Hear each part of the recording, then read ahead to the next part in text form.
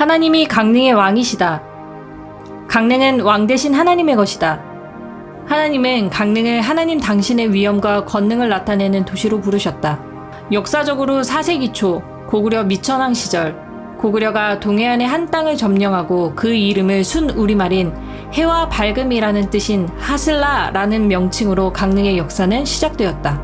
그렇게 강릉은 태백산맥의 높고 험한 산들을 품고 있음에도 불구하고 하나님은 강릉을 원주, 춘천과 더불어 강원도를 대표하는 3대 도시로 성장케 하셨다.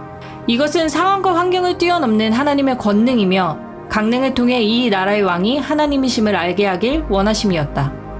그렇다면 강릉이 잃어버린 하나님의 첫 계획은 무엇일까? 하나님이 태초에 강릉을 창조하셨을 때 강릉은 예배자이며 의의 도시이며 여성 지도력을 나타내는 도시로 부르셨다. 그럼에도 불구하고 강릉은 여전히 1000년이 넘도록 우상의 능력으로 대표되는 도시로 인식되고 있다. 매년 음력 5월 5일 강릉의 시장이 제주가 되어 1000회 이상의 굿을 벌이는 단오제가 대표적 사례 중 하나이다. 단오의 시작점은 대관령 산신제로부터 시작된다. 그리고 대관령을 지키는 산신이란 우리가 잘 알고 있는 통일 신라시대의 장군 김유신을 의미한다.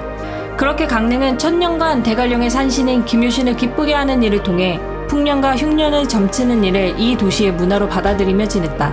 이 일이 강릉을 의롭게 하는 일일까? 절대 그럴 수 없다. 의롭다의 뜻은 충분하다, 만족하다 라는 의미를 담고 있다. 하나님은 강릉을 의로운 도시로 세우셨으나 의롭다 여김을 받기 위해 강릉 스스로 해결하려 하니 결국 우상에게 도시와 각 영혼을 팔아버리게 된 것이다. 또한 하나님의 뜻은 남자와 여자가 함께하는 것이다. 태초에 하나님은 남녀가 서로를 돕고 지키길 원하셨다. 한반도 역사에서 유명한 여성에 관한 이야기 중 강릉에서는 허난설원과 신사임당의 이야기를 빼놓을 수 없다.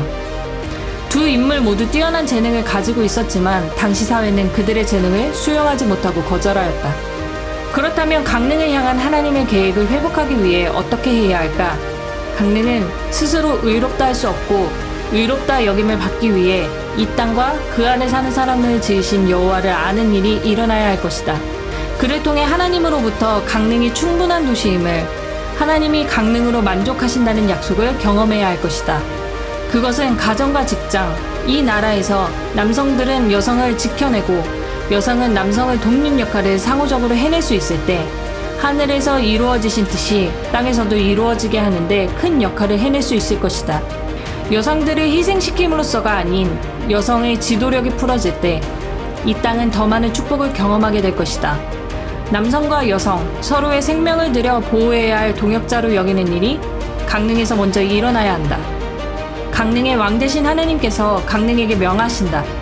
문들아 머리 들어라. 영광의 왕이 들어가신다.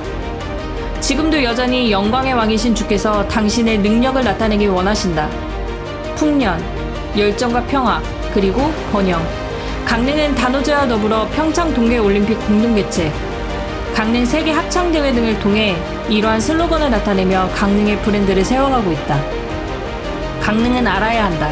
이 모든 슬로건은 우상을 의지해서 해낼 수 있는 것이 아닌 하나님께로부터 온 것임을, 평화 그리고 번영의 근원이 하나님이심을, 바알에게 무릎 꿇지 않는 7,000명이 일어나 강릉에서 연합하게 될 때에 이 도시를 향한 첫 계획인 회복을 넘어 한반도와 열방 안에 드러나게 될 것이다.